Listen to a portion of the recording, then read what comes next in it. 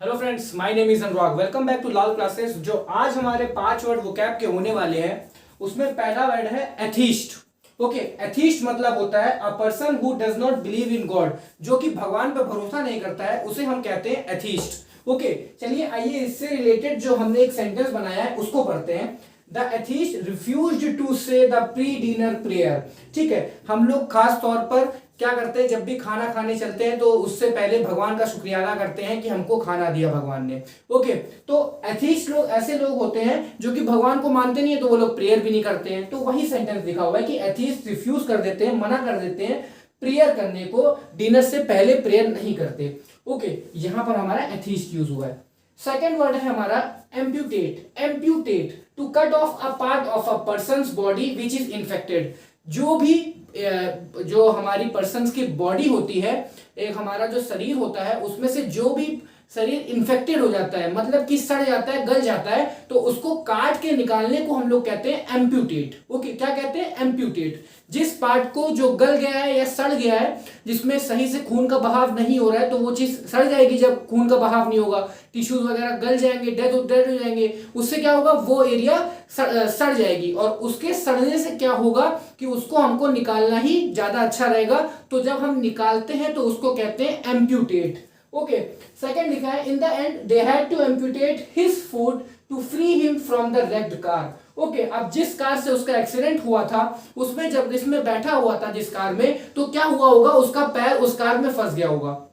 Okay, तो वो नहीं निकल रहा होगा, तो अंत में क्या करना पड़ा, जो उसका पैर था उसको ही काट के, क्योंकि वो क्या हो गया था, वो फंस गया था, इन्फेक्टेड हो गया था, पूरी तरीके से खराब हो गया था, तो उसको काट के निकाल दिया। उसको हम लोग कहते हैं एम्प्यूटेट। इन द एंड, अंत में दे हैड टू, उन्हें एम्प्यूटेट करना पड़ा, काटना पड़ा उसके पैर को, जिससे कि जो रेड कार में उसका पैर फंसा था, उसकी जो पूरी बॉडी फंसी थी, उसको हम फ्री कर दें, अलग कर दें।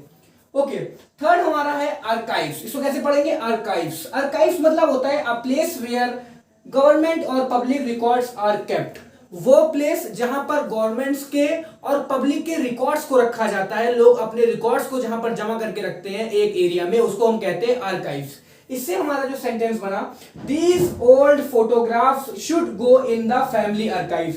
ये जो पुरानी फोटोग्राफ्स है, इसको जाना चाहिए एक फैमिली आर्काइव्स में, फैमिली की प्लेस में, एक ऐसी प्लेस में जहां पर जो चीजें, डॉक्यूमेंट्स वगैरह रखे जाते हैं, केप्ट करके रखे जाते हैं, उसे हम कहते हैं आर्काइव्स। ओके, आज का हमारा फोर्थ वर्ड है एम्फीबियन। एम्फीबियन मतलब होता है animals which live both on land and sea, जो कि दोनों जगह पर रह ले, लैंड पर भी रह ले और सी पर भी रह ले। जैसे कि फ्रॉग, फ्रॉग लैंड पर भी रह लेता है, जमीन पर भी रह लेता है, और वहीं पर सी पर भी रह लेता है, पानी पे भी रह लेता है। ओके, तो both the toad and the frog are amphibian.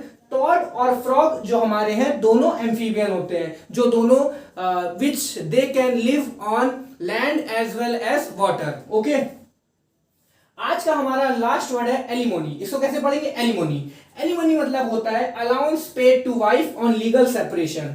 जब भी हस्बैंड वाइफ का डाइवोर्स हो जाता है, तो उसके बाद जब हस्बैंड अपना कुछ सैलरी का हिस्सा वाइफ को देता है घर चलाने के लिए, उसे हम कहते हैं एलिमोनी। ओके, तो उससे जो हमारे रिलेटेड सेंटेंस बनाया, after losing his job, job को लूज करने के बाद, गंवाने के बाद, ही कॉन्टेक्टेड हिज लॉयर, उसने वकील से बात की, टू रिक्वेस्ट की कि his alimony payments to his wife be reduce, कि जो एलुमनी पेमेंट अपनी वाइफ को देता है, जो अपने सैलरी का हिस्सा देता है, उसको कम कर दिया जाए। क्यों? क्योंकि उसने अपनी जॉब को खो दिया है। अब जॉब को खो दिया है तो उसकी सैलरी भी कम हो गई होगी, पैसा भी नहीं है उसके पास। जॉब को खोना मतलब कि सैलरी तो होगी ही नहीं, पैसा भी नहीं होगा, तो उस वजह से क्या होगा, जो पहले जब सैलरी में से जो हिस्सा दे रहा था लीगली अपनी वाइफ को, उसको कम कर दे, जिससे कि क्या होगा, इसकी भी जो अपना भी रोजमर्रा की जिंदगी है वो चला पाएगा। ओके, तो टोटल हमने आज 5 वर्ड समझे, एथीस्ट, एम्प्यूटेट, आर्काइव्स, एम्फीबियन और एलिमनी। अब देख लेते हैं किस पार्ट्स ऑफ स्पीच में हमने वर्ड्स को यूज किया है।